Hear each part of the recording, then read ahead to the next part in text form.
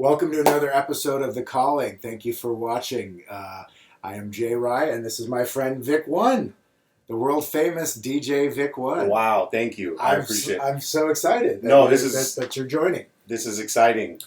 So thanks for joining The Calling. Again, these are episodes that I talk to people that are, super passionate about, what they do. And for you, I thought it'd be interesting for us to, get into, obviously you mix, you're a DJ, Yeah. Not just on the radio, but you're nationally syndicated. You are working with sports teams that people would kill for. One of them's on your shirt today. Yeah, man. Just give us real quick, like the lineup of like where somebody would see you or where you've DJ'd that is notable. Sure. So obviously, Big Boy's Neighborhood every weekday in the mornings. It's been 5 years now. Thanks God for that. LA Kings at Staples Center, LA Galaxy at Sports Dignity Health Park. That's the new name. It's not formerly known as StubHub. Right. And now the Los Angeles Chargers at their new home at the SoFi. I can't wait to see that. I mean, it looks like a storybook. Like, it looks fake. I'm going to say it's going to be something historic for Los Angeles, like thinking about the Coliseum, right? Or when Staples Center first launched 20-something years ago. It's like, it's going to be a monumental... Has it been 20 years already for Staples? 20 years, That's crazy. 20 years, yeah. So I remember going to Kings games at the Forum. Right. Which made no sense. Yeah. And then, like Staples wasn't even an option yet. So now to say SoFi is going to be, right? Like, historic, legendary. Yeah, man, it's going to be pretty epic. But, yeah, that's pretty much... I mean, and I do gigs, private, whatever, just functions. Clubs kind of slowed up, but those are pretty much the main ones. Right. So I've known you for a long time. You've been working on air directly as our, mixer for 5 years, but you've been working with Big Boy and I for many, many years before that too, in other capacities. Yeah. What like got the bug in you to be like, I want to get on turntables? Yeah, it's so funny, man. Growing up, it was two distinct moments.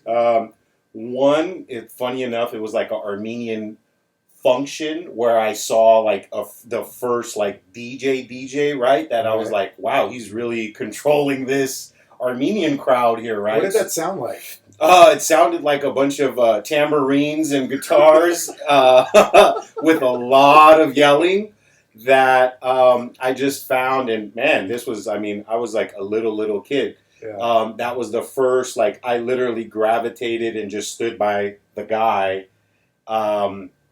And I didn't leave through the whole party. And then in junior high, my buddy, his name was DJ Boy Blue, he actually had a setup, and I got to go to his house to, like, really see someone my age do it as opposed to, like, a grown man, So I would say Boy Blue was the initial, fuck, I got to do this. Okay. Like, I really got to do this. Now, with that being said, Boy Blue in the city of Glendale had a bunch of homies. All had been DJing. It was probably 10, 12 of his homies that were DJing. And I was just like the, oh, now you want a fucking DJ guy kind of vibe, So, yeah, that was the initial, I was probably like 14, right? And then tables, mixer, everything. You're looking at $1,500, $1,600 setup, which was, forget about it. It might as well be $1 million. Right. At that point. Yeah, which was forget about it. Yeah, totally. Or even today. Yeah. No, still. We're back to it's still we're back still to $1,500 is still a lot for sure. Right. So as a kid, like, okay, here's that first party, right? And this is you're getting the bug for it. And now you fast forward and like people know you, right? Like you are known, you are talented, like you have made it. So like what do you get out of it? Meaning like when you're when you're mixing, when you're getting the brand new song that just debuted, when you're mixing to get the mood of the crowd going a certain way, right? Like what do you feel like? What do you get in that moment? Well, first of all, thank you. And second, I don't even like wrap my head around people knowing me or anything like that. I think for me, the biggest satisfaction is if I touch somebody emotionally, meaning if I did a blend that really wowed somebody, right? Like if I went from this record to that record and it really was like, man, that was really fucking cool. And or a term that my friend made for me years ago called getting victimized, like coming to a party and getting one of my parties, and pretty much whether you had such a good of a time that you fucking threw up or you fell or you got too drunk. My boy Zeus would always be like, look at that, got victimized, from the house party days. Right. So right. I think getting victimized is my stamp of satisfaction that I did something that had somebody say, like Run DMC, goddamn, that DJ made my day, right? To say, as opposed to, oh, he's just playing the hits, and, it's like, wow, he really put that together. Well, I'm going to say this, too, and, correct me if I'm wrong, but, like, when you started, like, it wasn't that everybody was trying to do it. And now, today, where are we at? 20 years later? 20, or so? Yeah. Like, now everybody thinks they can do it on their laptop or whatever, right? So it's like it. I think it means even more that you actually were getting into it before it was a fad. So my first sets of records that I was buying, it was all underground hip hop. So I didn't have a perspective of radio records, club records. Oh, this is going to make a girl dance. This is going to make whatever. It was just like, I'm going to fucking buy that record because I like it as opposed to what I need to do to get a party going. So it's really just being passionate, about music in general. And then through the years, I've developed a business mindset, but still being passionate about the music to, again, bring it to say, damn, he's not just playing like Joe Schmo, it's like, wow, he really put it together, so to say. Yeah. Well, right, because at some point, right, you grow up and the hobby versus the career. Right. Because I have friends that are still, I love them to death, but they're still in the hobby phase. Absolutely. And if you don't make that, conversion, like, it will stay a hobby. My sister, funny enough that you mentioned, my sister was the one that was like, hey, cool records, but I want to dance. My friends want to dance.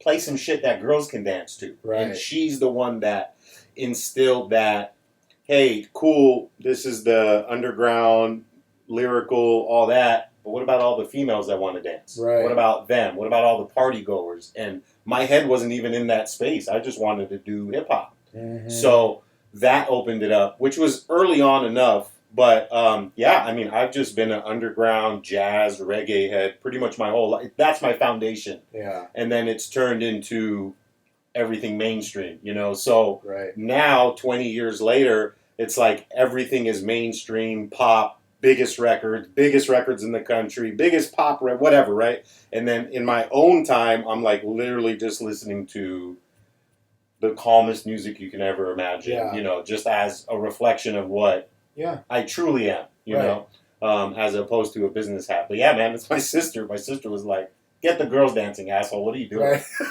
Crazy, right? Like, I love it. Yeah. What's a time where you were working an event, right?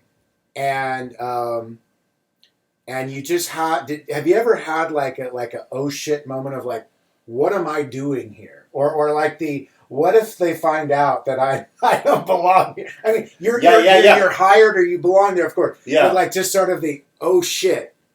I've had a couple moments. I just got goosebumps. I had a couple moments. I would say it's probably like 3. I would say doing probably 4, and I'll make them fast. Staples Center Grammy after party, official after party. That's 1. Number 2, being in the new stadium that just happened. That was like a real goosebump moment. And no one's there, clearly, no one's there because we're in pandemic. Yeah. And it's like what, a tech rehearsal or something? Yeah, kinda? well, yeah, it was like a scrimmage thing, but realizing that in the middle of a pandemic in 2020, them still hiring me back when they're pretty much letting people go, Right. right? So Because there's not going to be any fans in the stadium, Right. but yet they still you need, made the cut right, of being necessary. right, Right. right.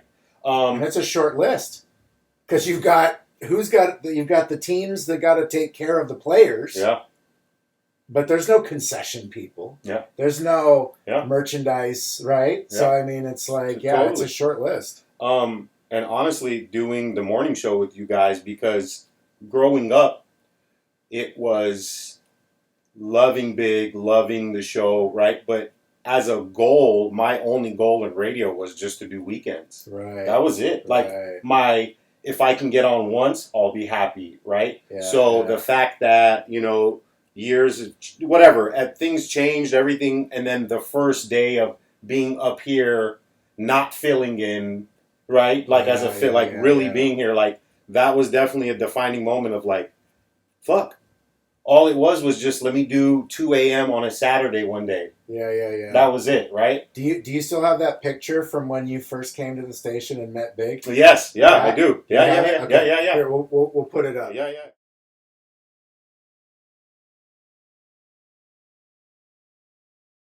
Instagram. And then the last moment I would say is was doing Wendy Williams and being on a TV set. That's right. And, oh my God, I already forgot about that. And repping, obviously the show, but like myself as well. But I would say those are kind of like the big moments of like, oh shit, Because again, it's stuff that I never imagined being on with Big, being on a TV show, just being. Yeah. Even it was a guest spot, but still, it was like a big ass TV show, and I guess those kind of moments, right, where it's like, and it's stuff I never even imagined. Honestly, it was like, I think my goals have always been set like not low, but not.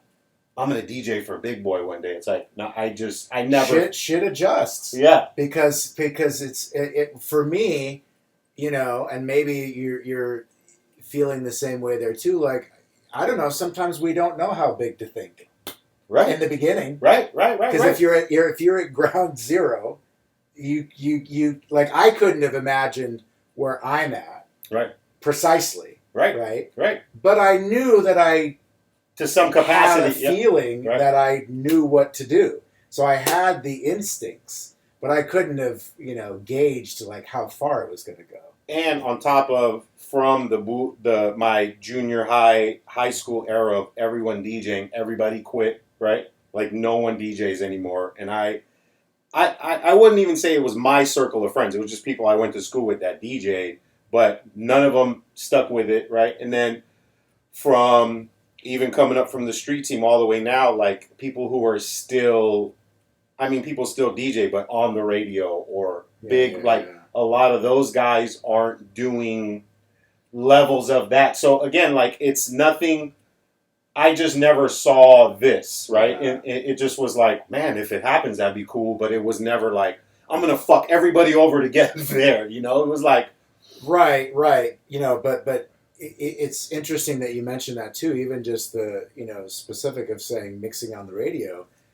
If you go back a year ago versus today, like the opportunities literally are gone because stations are cutting budgets in quarantine, and it's like, that's one of the things that's gone. Right. Totally. The two giant hip hop juggernauts here in Los Angeles between Real 92.3 and Power 106 where we used to work, right? Like these stations their nuts are on live mixing. Yeah, for sure. But in this moment, it's like, like this is not the time to be discovered. Yeah. This is not the time to like move your way up because it's fucking crickets right now. And again, it's a blessing to say if this gets cut tomorrow, Jace, like I am completely content with what I set out to do. You know what I mean? So there's no like, fuck, man, fuck. It's like,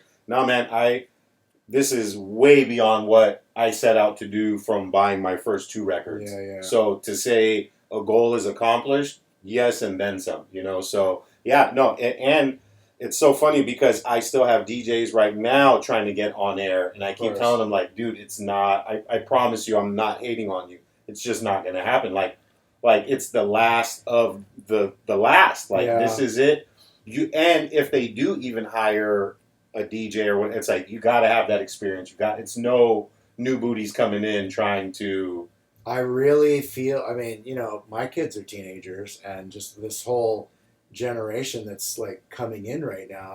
I'm like, I feel for y'all Yeah, because like there's nothing waiting for you right now. nothing. There's nothing normal about where we are right now. Yeah. And then especially if you're, trying to be, even more specialized as a mixer or something like that. Like, dude, No, it's rare, it's, and I would have never imagined where we're at now. But even, I mean, there was DJs that were technically better than me, just whatever, cooler than me, more popular, whatever, more of. But I just think on my end, it's like I just kind of put my head down, stuck with it, and just fucking went, and didn't pay attention to left or right because the left and the right are nonsense distractions. And now looking back, it was like all the shit that I worried about really weren't worries. It was just like, just whatever. It was just little roadblocks, I guess, on the way. yeah. But yeah, no, it's a trip to think about. The journey of, and then the people that I thought would outlast me or do whatever, they just kind of fizzled out in a weird Yeah. in the universe, right? They just kind of like fizzled into like a whole nother, like they don't even DJ anymore kind of shit. Right. Well, I mean, you could you could adjust the phrase because there's the phrase that talks about people in your life that talks about there's people for life and there's people for the road of life. So you have people that are like there with you the whole way, and then you have people that they were here for a second, then they're gone. But it could be very well parlayed to career, Right. and passion as well because it's like. People can completely change like what's going on based off of economy, based off of losing interest, whatever. And I think, I'll be honest, I think going to college as well helped me out a lot as in terms of, and it's not even a smart thing, it's just having a better perspective on life as opposed to just doing radio and no education and no whatever, because that once I got and because I wasn't going to finish, and my father, God rest his soul, he forced me, like, you better finish your fucking degree Right. before anything, just to have that. And that's the one thing he wanted. And now, again, looking back, it's like, dude, I'm so fucking happy I got it. Because does it mean something to everybody? No, especially in my field, but it means a lot to me that in my path, I was still able to finish that as opposed to saying, fuck school, fuck this, fuck that. I'm going to just be a fucking DJ and that's it. It's like, no, the shit really kind of helped. Again, it's not I'm any smarter or not smart. It's just perspective. I find that college, like, there are jobs that require an MBA or require a teaching credential. So it's like you have to have X, Y, and Z in order to get this job. Right. But outside of that, if you don't use your degree directly like that, I still feel that like the whole reason of college is really just about learning life and deadlines and things like that. 100%. Like, it's the first time that you're going to have assignments and things that you have to do, and no one's going to babysit you. Right. The teacher doesn't care whether you do it or not. You do it, you don't, pass, fail, so be it. You're on your own. You're a grown up now, so figure it out. Right. And it's sort of like it's like a big like life lesson 100%. of like, well, this is what's going to happen in real life. Right. You're going to either show up to that job or you're not. You're going to get a paycheck or you're not. Like, it's like college, I feel, is like the building block. And I was already on the radio. I was already Vick 1 getting my call. Like, I was late. I took fucking forever to finish it. So, yeah, I mean, I was filling in on the mornings, going and doing the club, still fucking 16 units. Like, I was doing all that shit, and my last year was a disaster. But, yeah, that's all I got out of that. It's not like it made me any smarter or whatever. I mean, I barely got by, but I got it, But Right. that's what it was. It was like, oh, they don't put up with any shit, you know, and Right. you got to just do it. It's so true, and Yeah. especially when times get more competitive. 100%. You can't be fucking lazy or No. slow like when shit gets competitive. Definitely. All right, so we covered we covered so much about mixing and all of that excitement, but I have to also say, Yeah. like outside of that bubble, like one of the things that I enjoy so much about you is your humor, and Thank so when it comes to the Halloween costumes, when it comes to your YouTube Yeah. persona, when it comes to just you and I will literally just lock eyes and I just wait to find an alcove to duck into because I know you are going to talk some shit Yeah. in about 10 seconds. Yeah. And we have to find a way to get it in private to erupt. Right. And it's so fucking enjoyable. Oh man, thank you. I appreciate that. Give people who don't know a little bit of the YouTube. So I used to do, and I say used to just because the cancel culture is so strong now that I kind of fell back from doing the interviews, and I'm afraid of people totally like canceling me out and me losing kind of everything I got going on. Yeah, but kind of that. Yeah. So I used to do a YouTube series, 100% interviews in a very thick Armenian accent that all just came out of me just fucking around at work one day. Yeah. And then an artist coming in and someone being like, hey, just keep the accent going. We're going to roll. And it kind of starting from that. And the very first person I got was Mano. And then from New York. And then it just, I did almost 10 years worth. I got them all pretty much from the Drakes, the J-Los, the Snoop Dogs, the whatever. Yeah. And it was just to get a little rude something. I think my pass was the accent to get something rude off and say something fucked up. The homie Waka Flocka Flame. Oh, let's do it. It's the single. It's the homie. What's up, bro? What's up? What it do, though? Listen, bro, I went to your show last night at the Roxy. Just to plug myself, I actually opened I'm very happy with what I accomplished with that because it's like I didn't make a ton of money off of YouTube or anything or really, to be honest with you, get billions of views, but it was for my personal bits of being a piece of shit, like a funny piece of shit. Yeah. And it's like, well, it's an exaggerated version of yourself. 100%. Without that filter of having to be like kind. Right. You're not awful, but like it's very edgy. Shrewd. And it would end with oh, fuck you, bro. Right? Right. So that was the line. But why I say I put an end to it, which again, I think if I just DJ'd and never did that, I don't think I would have been more quote unquote known, or people would have recognized my face as opposed to my drop. Just because I covered, like I said, from the tops all the way down to the whoever. I did it for 10 years, probably almost close to 200 interviews, roughly. Wow. Roughly, yeah. Some made it, some didn't. I watch a lot of podcasts and stand up, with comedians, and even, comedians have talked about, how they've had to they're trying to hold their own. Yeah. And with their, their persona, but, some of them can't, muscle through that. No. Not everyone's got TV deals and all of these things. Right. And some of those aren't even ironclad, if enough people get mad at you. But and that's probably a really smart move on your part. Even though people hit me, at least 2-3 times a week about wanting it, and they miss it, and it's just like I can't afford to have one of the sports teams call me up or something I have on a corporate end be like, hey, what is this?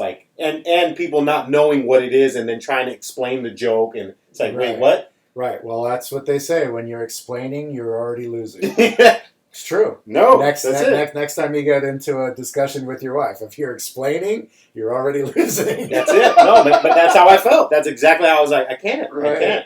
After doing it for so long, it was like, nah, I can't.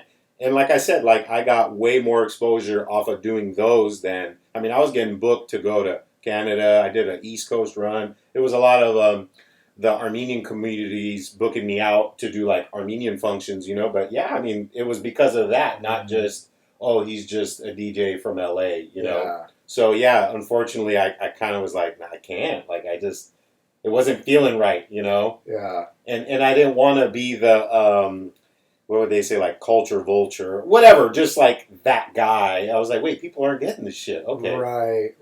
Let's fall back a little bit. Yeah, because even in your own community, if like, you know, some Armenian group, you know, got upset or something, and you're like, wait, like, no. No, but I'm not even, I'm not even trying to do all that. Right, Yeah. right. So, unfortunately, I had to fall back. But I want to try to find something that I can still kind of be a cute asshole. Mm-hmm. How's that? A cute asshole. You know what I mean? Yeah, I mean, I wonder, are there any, like, you know, anti-emo groups? Because your emo character that you did for Halloween, at least one year, was the absolute best. Yeah, I think I try to find, I guess it's the polar opposites of stuff that would work. That's where the emo, without crossing lines. But yeah, that's kind of where my head's at.